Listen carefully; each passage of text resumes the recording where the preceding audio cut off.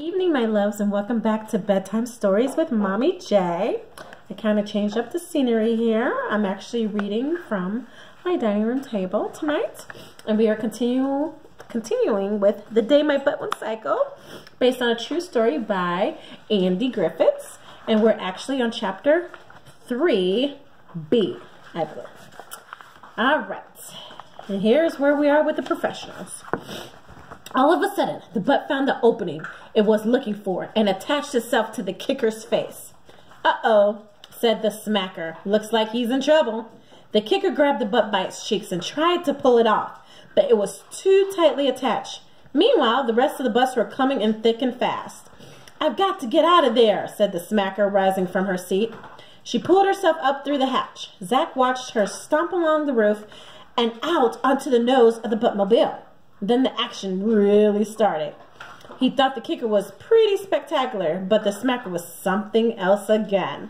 She rolled up her dress sleeves past her elbows, raised her enormous hands in the air, and put on the most amazing display of slapping and smacking Zach had ever seen.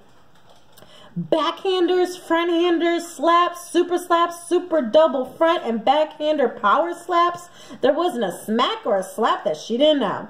She smacked one butt so hard that it simply blew apart, smearing the windshield with brown liquid. Whoa, muttered the kisser, fumbling for the windshield flusher. When he got the window clean, there was just the smacker and the kicker out on the nose alone. The kicker still had the butt attached to his face, though, as the smacker was holding him by the shoulder and smacking the butt with the front slap on one cheek and a backhander on the other. After almost a minute of this punishment, the butt fell off the kicker's face. The kicker looked dazed and confused. He staggered backward, and Zach was sure that he was going to step off the nose of the buttmobile until the smacker grabbed him. She threw him over her shoulder in a firefighter's lift and walked back up the windshield and across the roof. Zach opened the hatch, and the smacker lowered the kicker, still dazed, down into the buttmobile. He was in a bad way. His knees buckled, and he sank to the floor. The smacker lowered herself down next to him and closed the hatch behind her. I love the smell of freshly smacked butt in the morning, she said. She went across to a small sink mounted on the wall of the buttmobile and began to wash her hands. Call that smacking? Said Eleanor, pulling herself up out of her seat. Eleanor, said the smacker, wiping her hands on the front of her dress, you're awake. The smacker walked across to Eleanor and threw her enormous arms around her.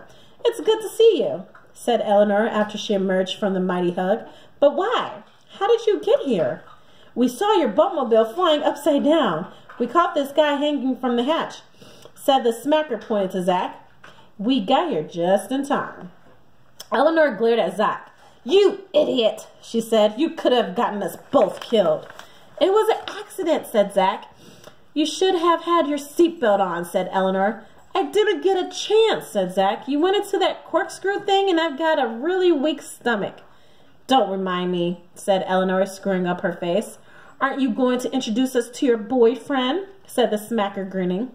His name is Zach, said Eleanor, and he's not my boyfriend. I found him wandering the streets in the middle of the butt curfew. I saved his life. Biggest mistake I ever made. Thanks a lot, said Zach. The kicker groaned. Is he all right? Said Eleanor. He'll be fine, said the smacker. Oh, he said, touching his nose. What happened? How did I get back here? You've got one on the face, said the smacker. How many times do I have to tell you? Keep your head protected. Honestly, for an experienced butt fighter, you can be a real klutz. I was doing all right, said the kicker. At getting yourself killed, said the smacker, or at least rearranged. Zach felt a shiver run down his spine as he remembered what had happened to the butt catcher at the rally. Excuse me, he said. Did you say rearranged? Yes, said the smacker, eyeing him suspiciously. What of it? Zach hesitated.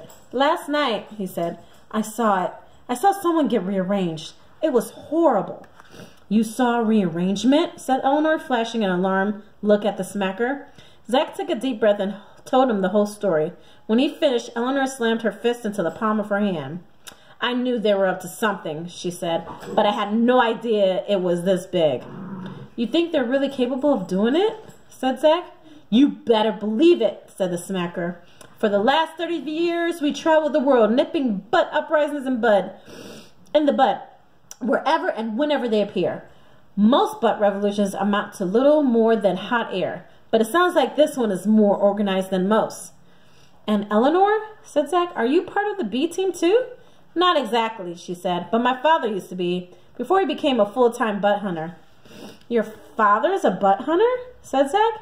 Yes, she said. His name is Silas Stern. Zach gasped. He couldn't believe it. This was incredible good luck. Silas Stern was one person who could stop his butt and save the world. And he was Eleanor's father? Where is he? Said Zach. Can you take me to him? We need to let him know what's happening. Eleanor shook her head. I don't know where he is, she said. All I know is that I come home last week and he was gone. No note, nothing. It's not like him at all. Zach gasped again. He couldn't believe it. This was incredibly bad luck. The one person who could stop this butt and save the world was missing. Do you have any idea where he went? Said the smacker. Hunting the great white butt, said Eleanor. Where else?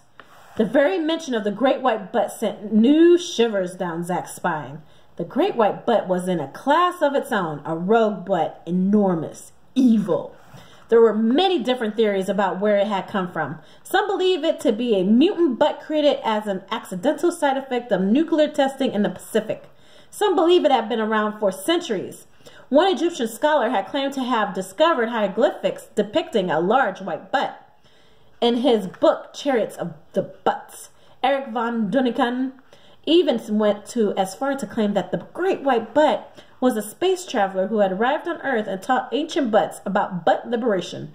Some believe it had been around for even longer than that, a sort of throwback to the age of the dinosaurs that has somehow avoided extinction, perhaps the first butt ever to grow legs and walk the face of the Earth. And we're going to stop there for this evening, guys. All right, so make sure you guys brush your teeth and say your prayers.